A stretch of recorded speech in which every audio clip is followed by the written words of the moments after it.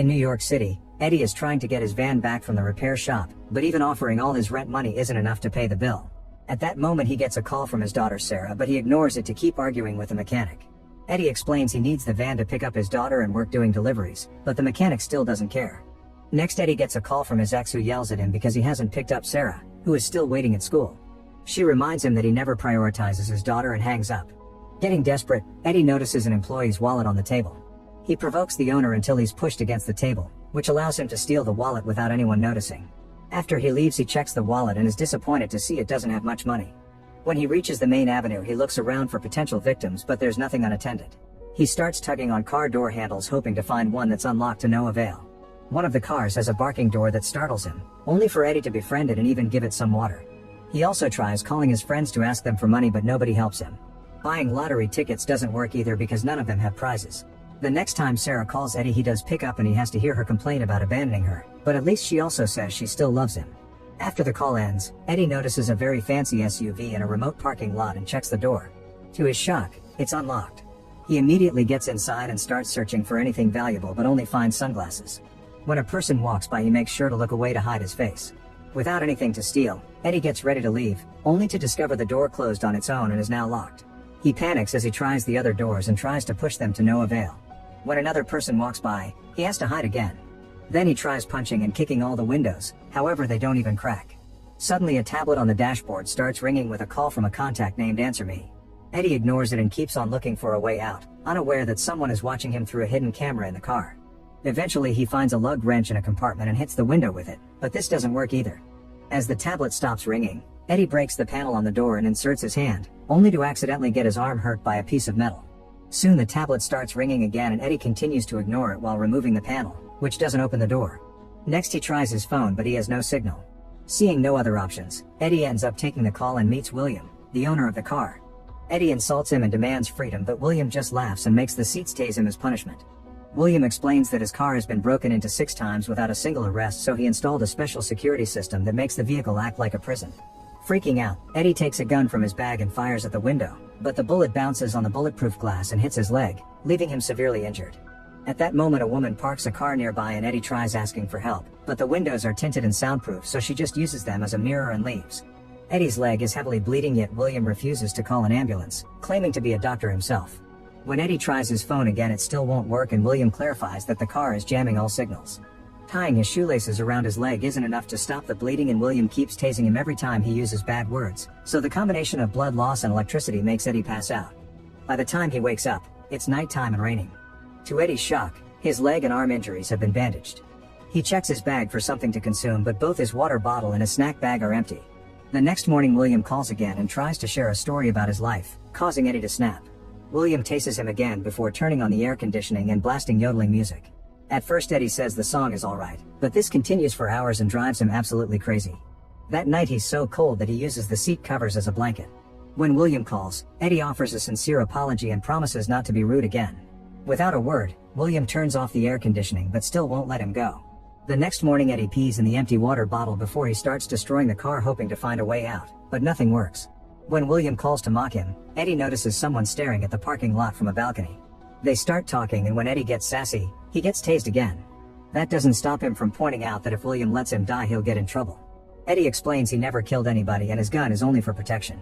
However, William doesn't care and thinks the cops are useless morons, so he won't get caught. William also shares that he has cancer and only 4 months to live. That's why he wants to make a difference. Since the system obviously doesn't work, it's up to him to find justice. He asks Eddie for his social security number because he wants to check his record. If this is Eddie's first offense he'll be more gentle, but if he has a criminal history he'll cut Eddie's fingers like people supposedly do to thieves in some countries. Eddie refuses to give him the number and points out that people are forced to steal because the system has failed to give them a job, while rich people like William hoard all the wealth. An offended William tases him again and ends the call to restart the music. In the evening the temperature in the car starts going up and Eddie has to strip to deal with the unbearable heat. He feels like the rain is mocking him and he even considers drinking his own urine, but he can't bring himself to do it. William calls to offer him water and normal temperature in exchange for his social security number, and Eddie has no choice but to take the deal. Once William has the number, he turns the heat off and reveals he hid a water bottle under the seat when he came to treat his prisoner's wounds. After drinking the entire bottle in one go, Eddie tries to fall asleep, but something in the pocket of his jacket is bothering him. It's the lottery tickets he bought earlier, and there's one he hasn't finished scratching. He does so now and can't help laughing when he discovers he's won the money he needed. William calls again to know what's happening and Eddie begs for food, sincerely apologizing for his crime with a rather sweet speech. Deciding that Eddie is not a psycho, William opens the glove compartment to reveal a snack. Eddie immediately grabs it and notices a switch inside before it closes up. William hangs up when he receives another call, but Eddie can hear his voice on the speakers and the conversation confirms William is a doctor. Then the man announces he must go.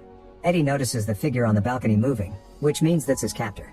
Once William has left the balcony, Eddie raises his middle finger for the camera and gets no reaction, which means William isn't watching him anymore. Then Eddie breaks the glove compartment and takes a picture of the circuits inside so he can analyze what he's working with. He inserts his arm and tries to reach the switch but ends up painfully breaking his nail in the process. When he tries again, the seats start tasing him because William is back and has seen him. The next day Eddie stays on the front seat pretending to rest, but he has his foot inside the glove compartment trying to get the switch. Another day passes and his body is getting so weak that he has no choice but to drink his own urine. That night Eddie's foot finally manages to reach the switch and turn on the car's power. He immediately jumps into the driver's seat and takes off, but the car stops in just a few minutes. William calls him to mock him and the car takes off again, but this time the owner is controlling it remotely. As the car moves through the streets, William plays classical music while pointing out that everyone lives in fear because crime has taken over New York. Eddie panics when the car starts going dangerously fast and it eventually stops in a dark alley where two criminals are beating up a man. William turns on the car lights and honks the horn, getting the attention of a thug who raises his shirt to show he carries a gun. The car speeds up and runs over the guy while William laughs. The second thug begins to run in fear while shooting behind him, but the bullets do nothing on the bulletproof glass.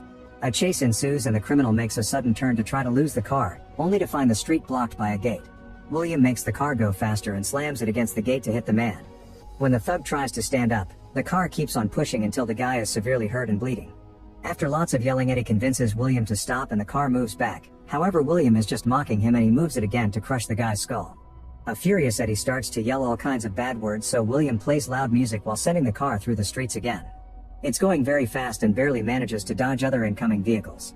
It enters a parking building and goes up the ramps very quickly until it reaches the roof, where it moves even faster to shake Eddie. He freaks out when he sees the car approach the edge, but it stops at the last second, causing Eddie to hit his head and pass out. In the morning, Eddie wakes up in the car, which is still moving through the city. William reveals he visited Eddie's family and even took Sarah to school by pretending he works for a non-profit organization. While William scolds Eddie for owing his ex-alimony money, the car stops in front of the school and Eddie is horrified to see Sarah coming out. She goes home alone and the car starts following her to the point it passes right next to her as if trying to kill her. Sarah sees the car coming after her again and tries to go faster on her scooter while Eddie cries as he apologizes with all the kind words he knows. This isn't enough for William, who makes the car go faster. Desperate to stop this, Eddie grabs his gun and tries to self-delete, but it doesn't have any bullets. William makes the car dodge Sarah just in time and explains he took the bullets when he stitched Eddie up. The rest of the day Eddie stays silent while William continues to rant against the system. When night falls, Eddie finally snaps. He rips out all the cameras and kicks the tablet until it breaks. The car won't stop, so Eddie looks at pictures of Sarah on his phone and records a heartfelt message for her, apologizing for not being a good father. Unfortunately, he can't send it because the signal is still jammed by the car. Moments later, the vehicle stops at a different parking lot and William lowers the window to say hi. Eddie freaks out and tries to attack, but William keeps on tasing him until he calms down. After spraying some perfume to deal with the stink of Eddie's poop, William hands him some zip ties and tells him to bind his wrist. At first Eddie refuses, but he has to obey after William shocks him again. Once Eddie's hands are tied to a hook in the car, William gets in and leaves a bag in the back seat. After putting the bullets back into the gun, William allows Eddie to have a cigarette and drops some gummy bears for him to eat. Then he turns on the classical music and takes off. During the trip, Eddie keeps asking questions about William's daughter, causing him to stop the car multiple times just to make Eddie hit his head on the dashboard. William goes on a rant about the new generation and reveals that his daughter was killed by some thieves who tried to steal his car. He even puts his gun on Eddie's head as they start arguing about what justice means. While all this happens, Eddie keeps his foot inside the glove compartment until he manages to press the switch, turning off the power. The car loses control and falls off the edge of a cliff, causing Eddie to break his nose on the dashboard. William accidentally fires the gun and the bullet bounces off a few windows before it hits him from behind. After rolling down the cliff, the car stops near a river and both men fall unconscious. In the morning, the phone sends the message because the jamming system isn't working anymore. Eddie wakes up first and starts struggling with the zip ties.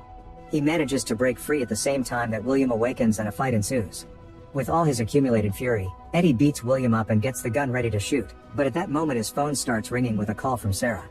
William tells him to answer it and Eddie hears Sarah say she's very worried because she heard his message. Eddie assures her he's fine and promises to pick her up later. Suddenly the car engine catches on fire and Eddie asks William to open the doors. However, William says it was fun and dies. Then Eddie checks William's bag and finds a hammer, which is strong enough to finally break a window. Eddie manages to get out of the car right before the flames reach the rest of the vehicle. He walks away with his winning lottery ticket, leaving William's body to burn. When he reaches the road, a driver sees him bleeding and immediately offers him a ride.